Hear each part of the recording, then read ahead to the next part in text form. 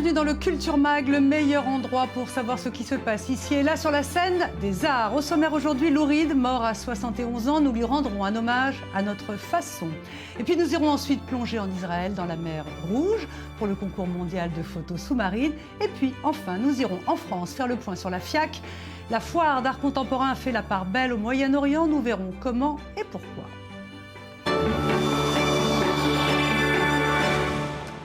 Merci de votre fidélité à i24 News. On commence avec la news. Lou Reed est mort à 71 ans. Sa disparition secoue évidemment les célébrités, nombreuses à réagir sur la toile. Elle afflige évidemment les anonymes. Lou Reed, c'est une part du rock, sa part sombre, électrique. C'est aussi des ballades très tristes. On en écoute quelques-unes. I watched it for a little while. I like to watch things on TV.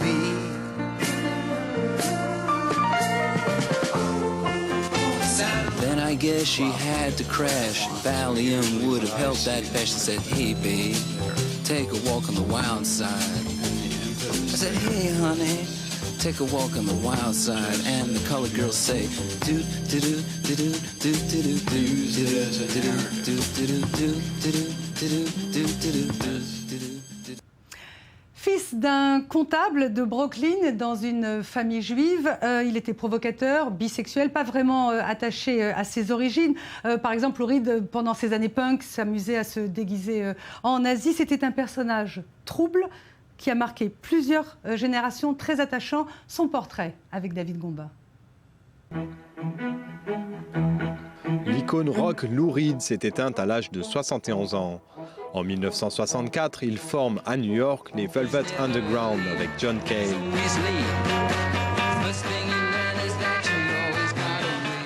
Protégés du pape du pop art Andy Warhol, ils sortent leur premier album The Velvet Underground et Nico en 1967.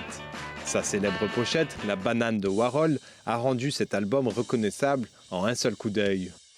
La jeunesse du groupe ne fut pas marquée par un succès fulgurant. Pourtant, comme l'a remarqué le célèbre producteur Brian Eno, si seulement 30 000 personnes ont acheté cet album, chacun d'entre eux a fondé son propre groupe.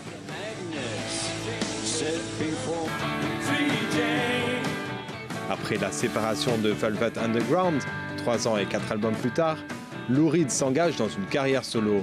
Avec des albums tels que Transformer ou encore Berlin, il fignole son image de rocker ténébreux, fasciné par le romantisme et le désespoir d'une vie aussi sombre. Même durant la seconde partie de sa vie, Lou Reed demeure actif et créatif. Une brève tournée en 1992 marque la réunion de Velvet Underground. En 2007, il délivre Hudson River Wind Meditation, son dernier album. 2012 fut fructueuse pour le chanteur. Sous la direction de Bob Wilson et avec le Berliner Ensemble, il a travaillé sur un opéra, Lulu. La même année, il sort un livre de photos avec des commentaires rédigés par l'écrivain et éditeur suisse Bernard Comment. Et nous avons justement en ligne avec nous par Skype Bernard Comment, éditeur, auteur aux éditions du Seuil. Merci Bernard d'être avec nous.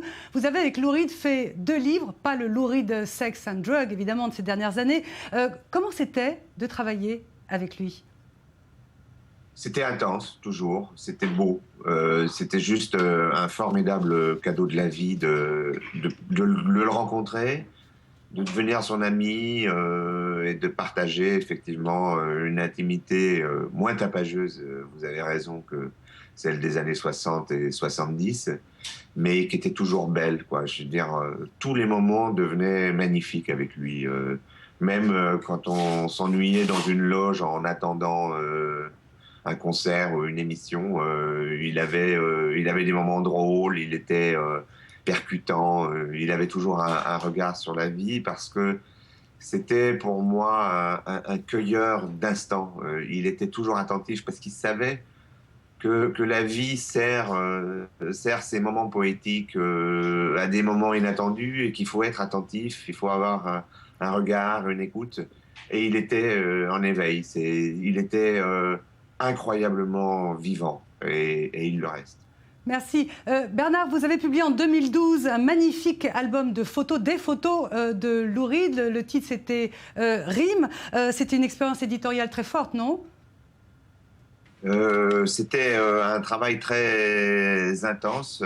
C'est un aspect peut-être moins connu de son œuvre, mais qui lui tenait énormément à cœur. C'est un très gros livre de plus de 400 pages.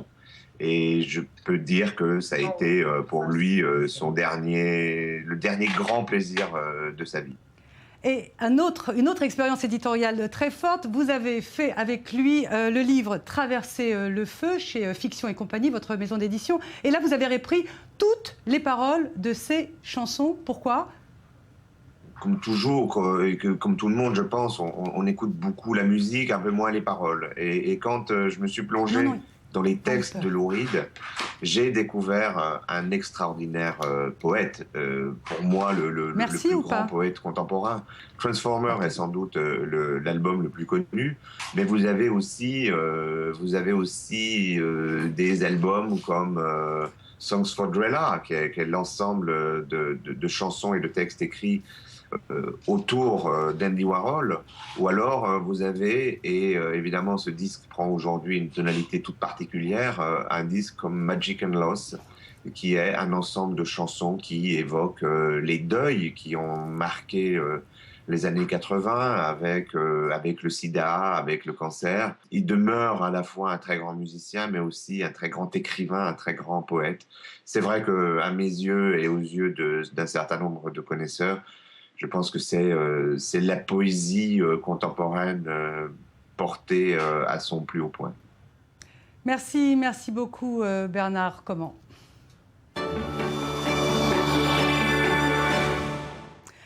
Direction les fonds marins maintenant, que vous soyez amateur de plongée ou de belles images, ou les deux, eh bien le 9e festival de la photographie sous-marine d'Eilat en Israël s'est terminé en douceur. Quelques 80 photographes sont venus du monde entier pour participer à ce concours. Un concours monté par un ex-photographe de fonds marins. Il s'appelle David Pilosov. Maël Benoliel l'a rencontré pour nous. Notre principal but est d'encourager les photographes. À mon époque, quand j'ai commencé la photo, j'ai aussi gagné pas mal de concours. Mais nous étions obligés d'acheter des films, de les développer et d'en faire des copies. Aujourd'hui, à l'ère du numérique, tout est beaucoup plus simple. Ma volonté, c'est vraiment de récompenser les photographes qui sont doués et d'encourager ceux qui débutent à continuer dans cette voie.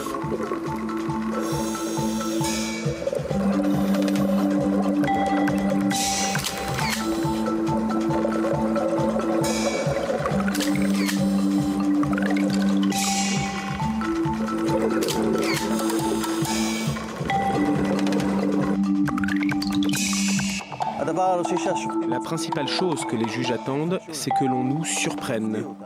Il arrive des fois où nous avons affaire à une photo d'une scène sous-marine extraordinaire. Mais en tant que photographe et juge, si la photo n'a pas de valeur ajoutée, de par la créativité et de par le savoir-faire du photographe, alors la photo est tout de suite moins intéressante. Comme chaque année, les photographes plongeurs sous-marins ont 3 jours de session pour espérer prendre les photos qui retiendront l'attention du jury, même si l'important reste de participer. Je suis venu spécialement d'Italie et c'est la 3e fois que je participe au concours. Comme tous les ans, il y a d'excellents photographes qui viennent du monde entier pour participer au concours et qui espèrent gagner. La compétition est dure, mais c'est un plaisir d'y participer. Je suis médecin de profession, j'ai dû prendre 3 jours de congé pour participer au concours. C'est une chance pour nous, photographes, de se rassembler, de partager de nouvelles idées. Et puis, il y a vraiment de très belles photos qui sortent de l'eau. Ça laisse la possibilité aux gens qui ne font pas de plongée de voir à quoi ressemblent les fonds marins. Justement, les fonds marins de la mer Rouge offrent un cadre exceptionnel pour tous les amateurs de photographie et de plongée sous-marine.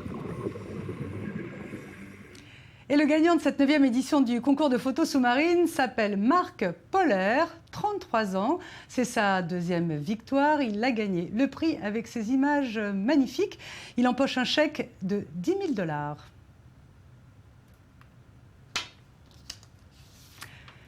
À suivre dans le Culture Mag, le portrait de Youssef Bassem, le comique égyptien qui dérange aussi bien les anti que les pro-Morsi. Mais tout de suite, ce sont les highlights, les expos dont il faut avoir entendu parler. David Hockney à San Francisco, A Bigger Exhibition est la première exposition complète de l'artiste depuis 2002. Elle couvre la période prolifique de sa carrière, plus de 300 œuvres réparties sur les 1800 m² du Young Museum de Golden Gate Park. Peinture à l'eau, peinture à l'huile à grande échelle et expériences sur iPhone et iPad sont à découvrir jusqu'en février. 12e édition du Festival international de musique et d'art sacré à Rome. Consacré cette année à l'élection du pape François, cet événement a pour objectif de sensibiliser la population à la restauration d'objets et de bâtiments religieux. Au programme du concert d'ouverture, un hommage au pape François à la basilique papale du Vatican avec la Missa à Buenos Aires du compositeur argentin Martin Palmieri. L'œuvre du photographe tchèque Josef Koudelka à Bucarest, une exposition qui met en valeur ses célèbres photos du printemps de Prague. À l'époque de la répression soviétique de 1968, Josef Koudelka était un jeune ingénieur en aéronautique. Il a alors capturé les événements dramatiques qui se sont produits dans la capitale tchèque, des photos qui ont dû être sorties clandestinement du pays, puis publiées dans le New York Times sous un pseudonyme. L'exposition se tiendra dans l'annexe du Musée national d'art contemporain de Bucarest jusqu'en février prochain. On peut rire de tout, certes, pas avec n'importe qui, mais surtout, on peut rire où? Eh bien, le comique égyptien Youssef Bassem a résolu la question. Il rit chez lui, dans son pays en Égypte, contre tout le monde. Après 4 mois d'absence, son show, l'équivalent du Petit Journal en France, a repris le chemin des studios. Son portrait par Sandy Fortis. Les Égyptiens l'attendaient, le voilà de retour. Après 4 mois d'absence, l'humoriste Bassem Youssef occupe de nouveau le petit écran. Un retour très attendu par les médias. La presse mondiale a largement couvert l'événement, mais aussi par les téléspectateurs qui ont été nombreux à ignorer le couvre-feu vendredi soir pour inonder les cafés diffusant le show du célèbre satiriste. Cardiologue de 39 ans, Bassem Youssef n'était pas destiné à une carrière d'animateur télé. C'est en 2011 qu'il se fait connaître grâce à des parodies de la télévision officielle qu'il postait sur YouTube. Ces vidéos font un carton et très vite, la nouvelle chaîne privée CBC le remarque et lui propose un show hebdomadaire. Diffusé tous les vendredis, Al Bernameg, le programme en arabe, trouve très vite son public, 35 millions de téléspectateurs à travers le monde arabe. S'inspirant du Daily Show de Jon Stewart, Bassem Youssef s'amuse à se moquer des personnalités égyptiennes. Le président déchu, Mohamed Morsi, était l'une de ses cibles préférées, ce qui lui a valu de comparaître devant la justice. La question de ce grand retour était de savoir si la bête noire des frères musulmans oserait aussi s'attaquer à l'armée. Eh bien, c'est chose faite. Ironisant sur les exagérations quant au nombre de personnes descendues dans les rues pour manifester ou posant la question qui fâche, la révolution était-elle en fait un coup d'État? Bassem Youssef s'est attiré de nouveaux détracteurs. En à peine 24 heures, plusieurs plaintes ont déjà été déposées contre lui. Des attaques auxquelles l'humoriste a répondu sur Twitter de façon laconique. Les Égyptiens aiment les blagues et l'ironie, c'est vrai, mais surtout quand elles correspondent à leurs idées. Bassem Youssef, un humoriste qui n'a pas froid aux yeux. La FIAC a fermé ses portes à Paris sur un bilan plus que positif. L'occasion avec vous, Jennifer Lévy, de se pencher sur la montée en puissance du Moyen-Orient, sur la scène de l'art contemporain. Alors, une belle présence du Moyen-Orient à la FIAC ? Et oui, et le public français est quand même plus friand et mûr que jamais pour l'art du Moyen-Orient. On a remarqué la présence des galeries comme De Veer Galerie ou Sommer qui sont là déjà depuis quelques années. Ça, mais sont des galeries israéliennes. Des galeries israéliennes qui sont là déjà depuis quelques années. Mais par ailleurs, on a quand même le Third Line, qui est une galerie de Dubaï qui avait un art phénoménal à montrer, Rodeo de Turquie ou même la Sphere Semler du Liban. Donc il y a une vraie présence quand même qui se confirme sur ce marché. Est-ce qu'on peut dire que c'est l'argent du Moyen-Orient qui prend de plus en plus d'importance sur ce marché-là? Alors en effet, il y a le Guardian qui a récemment mis un article sur la Sheikha Mayassa qui nous montre quand même que les collectionneurs du Moyen-Orient sont un vrai pouvoir pour ce marché, qui investissent près de 600 millions de livres par an dans l'art européen et l'art international. Donc il faut les bichonner et c'est ce que la FIAC a fait cette année une fois de plus. L'importance au Moyen-Orient de l'art, vous avez parlé de la Sheikha, est-ce qu'il y a d'autres initiatives ?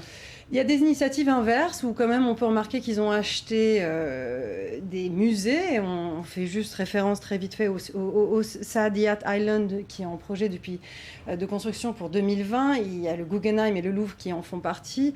Et en parallèle, quand même, dans les jours qui viennent, on a le Downtown Design à Dubaï qui est une foire d'art de design où on retrouve Capellini, Vitra ou même Nouvelle Vague, des exposants de jeunes designers qui font partie. Il y a une passerelle qui se met en place. Très bien, merci beaucoup Jennifer Lévy pour vos explications. Voilà, c'est la fin du Culture Mag. Merci de votre fidélité. Vous pouvez nous suivre bien évidemment à la télévision et sur internet www.i24news.tv. Merci tout de suite, l'info continue.